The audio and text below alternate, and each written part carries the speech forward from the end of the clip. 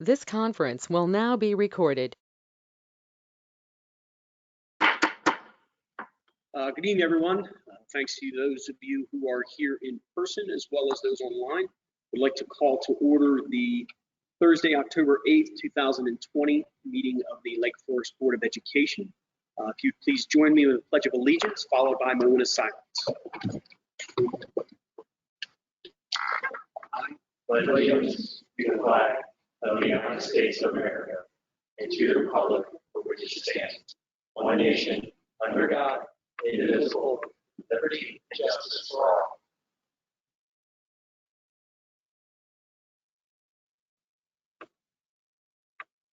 Thank you.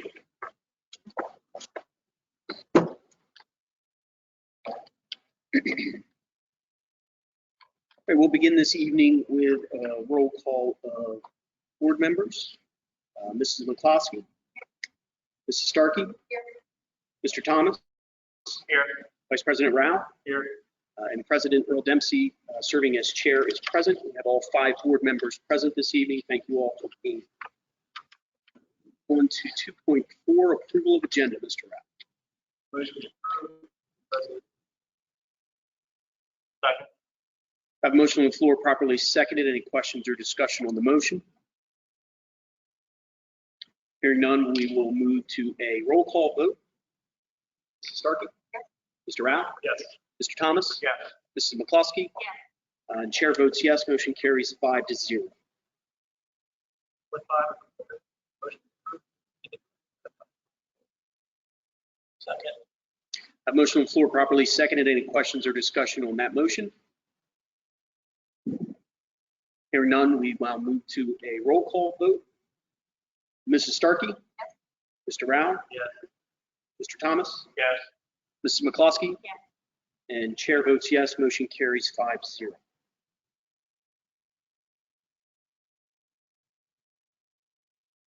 Okay, we are down to item 2.7, citizens participation. Have 2 options for participation. One for remote was to contact the superintendent's office prior to the meeting with the desire to speak. I do not believe we had anyone signed up for that this evening. And then the second option is physically in the room. We do have one of those. I would like to call on Miss Crystal Silver. If you'd please come up to the front and address the board. And Miss Piccolo will be our timekeeper. Just as a reminder, we do ask speakers to limit themselves to 3 minutes. Mrs. Silver, welcome. To start off, the survey that came out as a parent and many other parents, if you want true stats and true statistics on a survey of whether we're going to send our kids in, we need to have a plan in place before you give us a survey. The survey should have asked, will I send my kid in if it's face-to-face instruction and paper and pencil lessons, or is it going to be them coming into school on a computer? The survey really did nothing for us as parents, and it couldn't have done much for you because most of us said, yes, we're going to send our kids in, but if I hear that my kid's on a computer at all, I'm not sending my kid in. So the stats that you got really aren't true stats of what parents want in the district. So that's number 1. Number 2, I was here last time about the high school schedule. Here again, and I'll be here every other week, I guess, as long as it's face-to-face. You're giving 45 minutes of instructional time for a 90-minute block.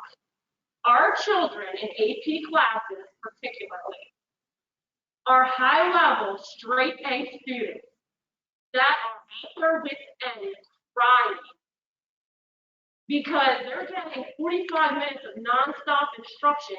They can't even digest what they're learning. So they're up till 10 o'clock at night, replaying it, reprocessing it, and doing all the normal homework that they would have on top of that 90 minutes. These kids, and it's not just my child, because they're on Zoom, I can go in and see 5 kids all working together to get the work done. You've got small group instruction the next morning for questions, but the assignments for every class are due at midnight. If an assignment's due at midnight and my kid has a question for it, why are they getting up in the morning to go to small group? It It doesn't make any sense. It just doesn't. That instructional small group time in the morning is an absolute waste of time that these kids should be utilizing. It blows my mind. Lastly, I have a child with traumatic brain injury. He has an IEP in this district. He qualifies for 12 months of school if I wanted him to come. I took him to a neurologist a month ago because he started getting migraines because of these computers. The simple thing was, he needs paper and pencil assignments. I go in yesterday and today, and he's doing a paragraph lesson on the computer and drag and drop stuff on a slide. He's not allowed to be on it.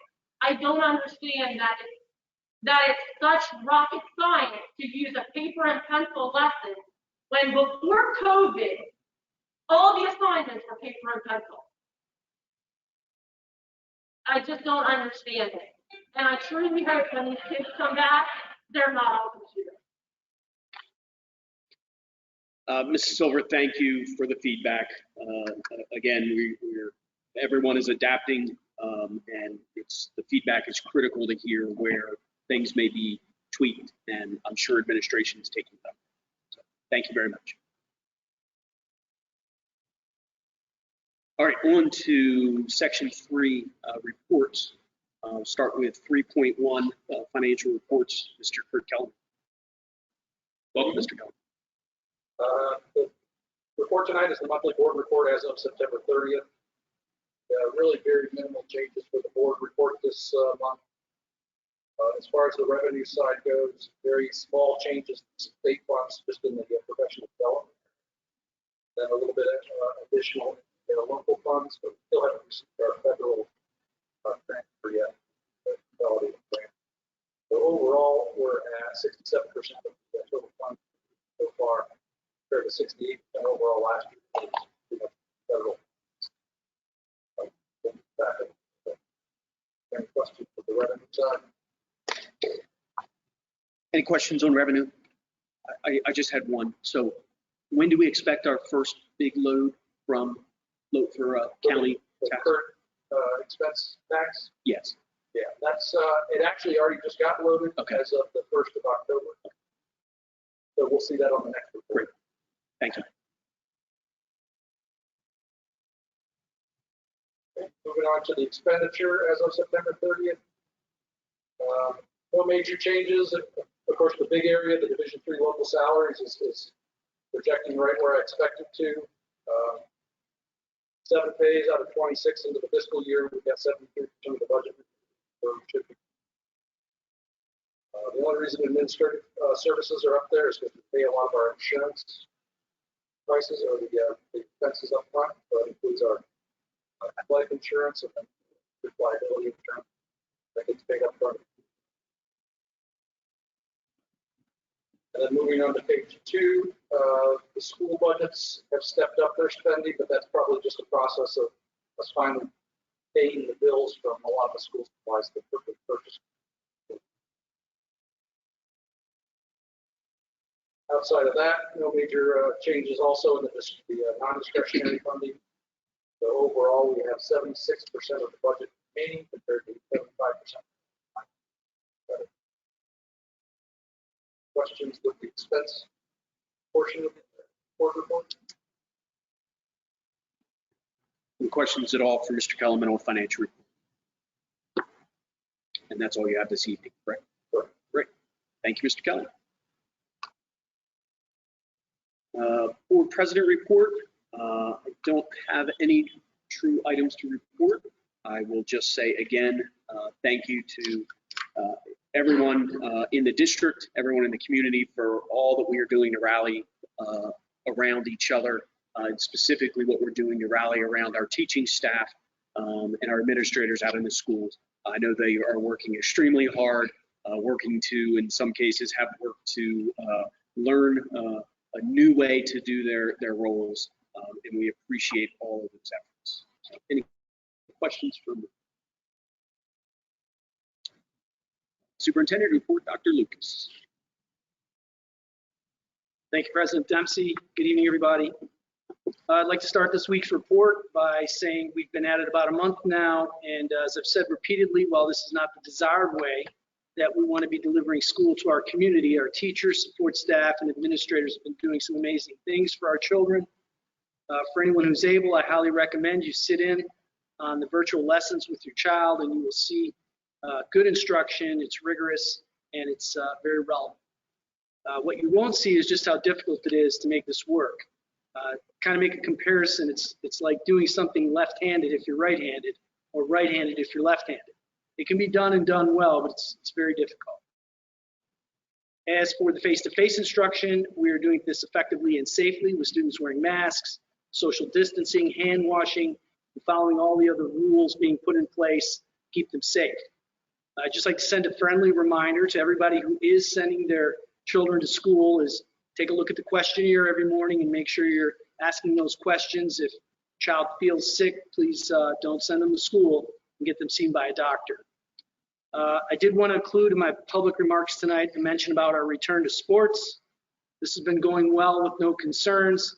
Our facility plans for hosting events at the high school have been approved by the Department of Public Health. However, we've not yet gotten approval to exceed 250 people for gatherings. We anticipate that's going to happen, and that'll probably only affect football. For home contests, we've decided to align with most of the other teams in our conference, and will allow just 2 guests per Lake Forest participant and no visiting spectators. Pass on a few reminders. Interims were just posted. They should be available in the Home Access Center. If you need assistance or would like a paper copy, please contact your child's principal. Tomorrow, reminder, is a staff development day. There's no school for students.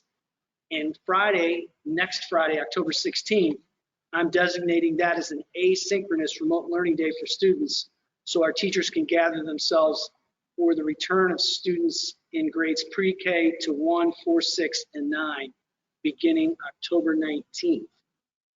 Last, I wanted to make an announcement about some school choice deadlines. The application process will open November 2nd, as displayed on the screen there, and close January 13th. The notifications will be made on Sunday, February 28th. And thank you very much. That's all I have, Superintendent. Dr. Lucas, any questions for Dr. Lucas regarding Superintendent? All right, thank you, sir. We'll move on. 3.4 LFEA report. Mrs. Barb Mills, welcome. I just have one item for this evening, and that is just to thank the district for recognizing that that teachers and other staff members do really need that time to plan for what we're going through this year. And we appreciate it. We know we've gotten that time in other meeting days that throughout the year as we.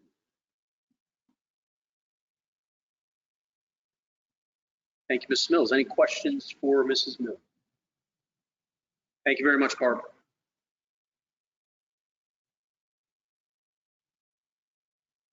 All right, we're down to section 5, discussion items. 5.1, the 2020 to 2021 return to school. Turn it over to Dr. Lucas. Good evening again. Okay, I've got some prepared remarks for this. While the criteria from the state for reopening remains yellow, which means we can open in the hybrid model, we see the data, everybody sees the data, and we know that there has been a creeping up of data and some positive tests and hospitalizations. Fortunately for us in the Lake Forest area, our positive results remain low, and that combined with the strong practices we've established in our schools gives us confidence we can continue with our plan to return our students in grades pre-K to 1, 4, 6, and 9, plus our current students receiving face-to-face support on October 19th. I know many folks are concerned about returning to school, so I'd like to take a minute to describe school for everyone here, so hopefully that relieves a little bit of anxiety. Each of our schools has been sort of fitted for this COVID-19 environment, so we can maintain the highest safety standards. We've removed the desks from a lot of rooms to increase social distancing, taped the floors, removed any objects which can be shared or contaminated.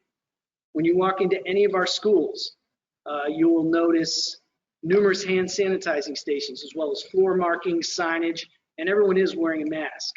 All visitors are strictly screened in the front office, and entry to school is very limited. All personnel are acutely aware of the safety measures and are on watch for any signs that a child is sick or in distress, and everyone in our system is being offered free monthly testing. I can say without hesitation, there is no safer public building you can go into than one of our schools. There are 19 public school districts across Delaware, and at least 12 districts are offering services to students ranging from alternating hybrid face-to-face to fully face-to-face options. As of Tuesday, our Secretary of Education reported just 29 positive cases of either students or staff statewide. One district superintendent I met with last week reported to me they've had over 4,000 students and 1,000 staff reporting to school each day, and they've had 4 reported cases of COVID, none of which were contracted at school, and all of which were contained. Since our #1 priority for returning to school all along has been safety, I just want to assure our students and staff that this remains the case. I've gotten detailed reports from all of our principals this week, and they've each created conditions in their schools which fit their individual populations and school sizes. Students who return in the new model on October 19th should expect to receive direct instruction, face-to-face practice, assignments, and assessments for a significant part of their day. However, there will still be remote and asynchronous instruction for many of our students, especially at the higher levels, as many of those classes require mixing of cohorts, which is not fully possible yet under our current health guidelines. While it is our goal to not have students sitting in classrooms, Zooming with their teachers and fellow students in other rooms or at home, this may be unavoidable in some circumstances, but we're trying to minimize that. So to summarize, barring any drastic changes in the current health conditions, on October 19th, we will move to phase 2 as planned, returning all staff personnel back to school and grades pre-K to 1, 4, 6, and 9, plus students currently attending will attend in a 50% per week AB hybrid learning model. To facilitate the full return of all Lake Forest staff, I've also approved the return to their home school any children of Lake Forest staff in grades K to 6. And for us, this is simply a math problem. We cannot support the students without our full complement of teachers. Finally, I'd like to share that I've adjusted the return phases a bit. It's displayed on the screen there to help support our community a little better in phase 3. Originally, we had planned in phase 3 just grades 5, 7, and 11. But I recommend that we add grades 2 and 3 to expedite getting our elementary students into school just as soon as we can. As our principals finish up their phase 2 plans, they will immediately start thinking about phase 3 and contacting the families in these grades to discuss their return. Therefore, I would like to propose a vote tonight to amend our plan to return to school by adding grades 2 and 3 to our phase 3 return to school date, return to school, the date of which will be determined when it's appropriate.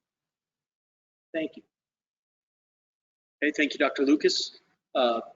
Questions, comments, discussion from board members? Mr. Thomas. I'm looking here, it shows the different grade levels that you want to bring back. There's several parents throughout the district who have kids who are going to be in multiple grades. Is there any consideration that we've taken to contact those parents to see if we can get a rotation for their students on the same week, that way they're not going up soon? Yes, great question. We are working to get students from the same household in school at the same time, if it makes sense for that family. Sometimes that's not the desire of the families, but if it is, yes, we're working on that. That affects transportation as well. So we are trying to get students from the same household in school during the same. Yes, sir.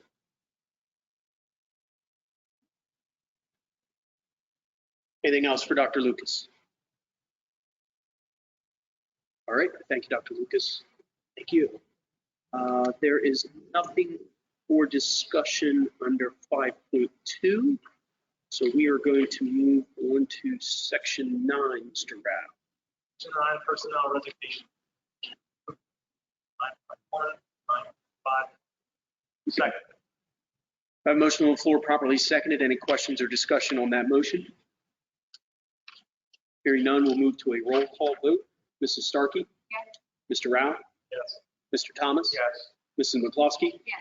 And chair votes yes, motion carries 5-0. Section 10, personnel, offers of employment. Second. A motion on the floor properly seconded. Any questions or discussion on that motion? Hearing none, we shall move to a roll call vote. Mrs. Starkey? Yes. Mr. Rao? Yes. Mr. Thomas? Yes. Mrs. McCloskey? Yes. And chair votes yes, motion carries 5-0. Section 14, personnel. Resolution. Second. A motion on the floor properly seconded. Any questions or discussion on that motion? Hearing none, we'll move to a roll call vote. Mrs. Starkey? Yes. Mr. Rao? Yes. Mr. Thomas? Yes. Mrs. McCloskey? Yes. And chair votes yes, motion carries 5-0. Section 19, personnel appointment. Approve resolution 91. Second. A motion on the floor properly seconded. Any questions or discussion on that motion? Hearing none, we'll move to a roll call vote. Mrs. Starkey? Yes. Mr. Rao? Yes. Mr. Thomas? Yes. Mrs. McCloskey? Yes. And chair votes yes, motion carries 5-0. Section 20, other business. Resolution 20.1. Second. A motion on the floor properly seconded. Any questions or discussion on that motion? Seeing none, we'll move to a roll call vote. Mrs. Starkey? Yes. Mr. Rao? Yes. Mr. Thomas? Yes. Mrs. McCloskey? Yes. And chair votes yes, motion carries 5-0. Staying in section 20 of the resolution 20.2 modification. Second. I have a motion on the floor properly seconded. Any questions or discussion on that motion? Hearing none, we'll move to a roll call vote. Mrs. Starkey? Yes. Mr. Rao? Yes. Mr. Thomas? Yes. Mrs. McCloskey? Yes. And chair votes yes, motion carries 5-0. And finally, section 23, other business financial reports. Resolution 21. Second. I have a motion on the floor properly seconded. Any questions or discussion on that motion? Hearing none, we'll move to a roll call vote. Mrs. Starkey? Yes. Mr. Rao? Yes. Mr. Thomas? Yes. Mrs. McCloskey? Yes. And chair votes yes, motion carries 5-0. Thank you, Mr. Rao. Thank you, Mr. Thomas. Section 24, board reports, discussion items. 24.1, Delaware School Board Association. Mrs. Starkey. Nothing new right now. Okay, thank you. Any questions for Mrs. Starkey? Great, thank you. 24.2, Legislative Committee. Mr. Rao.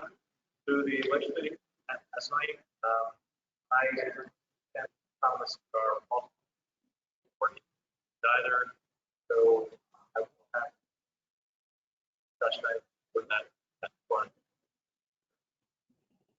Great, thank you. Any questions for Mr. Rao?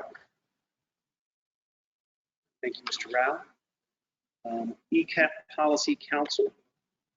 Do we have any items for ECAP Policy Council? Mrs. Starkey. ECAP is also going to be beginning October 19th. Students in 5 weeks. It'll be Monday, day, half day, virtual session. Again, still be provided if they are. Reminder, first policy council meeting is October 8th. It'll be 7 follow. Thank you, Mrs. Starkey. Any questions for Mrs. Starkey? Thank you. Item 24.4, go to the order. Opportunity for board member to mention any topic not otherwise covered. Mrs. Starkey. I just wanted to, I got a letter from Ralph, and she asked that I pass this along. So she wanted to thank everyone, teachers, admin, support staff at Chipman, particularly Mr. Bennett, for his help recently with third, who helped me without hesitation. I'd also like to thank Mrs. Philippi, Mrs. Timmerman, Mrs. Massey, here, Mr. Robinson and Mr. Sybil, for their dedication, patience, and perseverance while Todd and I attended our summer practice. It's been a challenge for him and us to stay on top of assignments, but each of them have also helped us without hesitation, even after spending endless hours working. It's truly a great feeling to be a Spartan during these very stressful times. Great. Thank you. Way to go, Chip. Thank you, Mrs. Stark. Anything else? All right, seeing nothing, I do not believe we have a need for executive session. So seeing none, we'll entertain a motion for adjournment. So moved. Second. I have a motion on the floor properly seconded for adjournment. Any questions or discussion on that motion? Hearing none, move to a roll call vote. Mrs. Starkey? Yes. Mr. Rao? Yes. It's harder than it looks up here, I'll tell you. Mr. Thomas? Yes. Mrs. McCloskey? And the Mrs. Chair votes yes. So thank you all very much for being here. And good luck to everyone. We'll be returning to school the 19th prior to our next meeting. So we look forward next meeting to hearing all the great turnout and great results. So thank you all. Stay safe, stay healthy.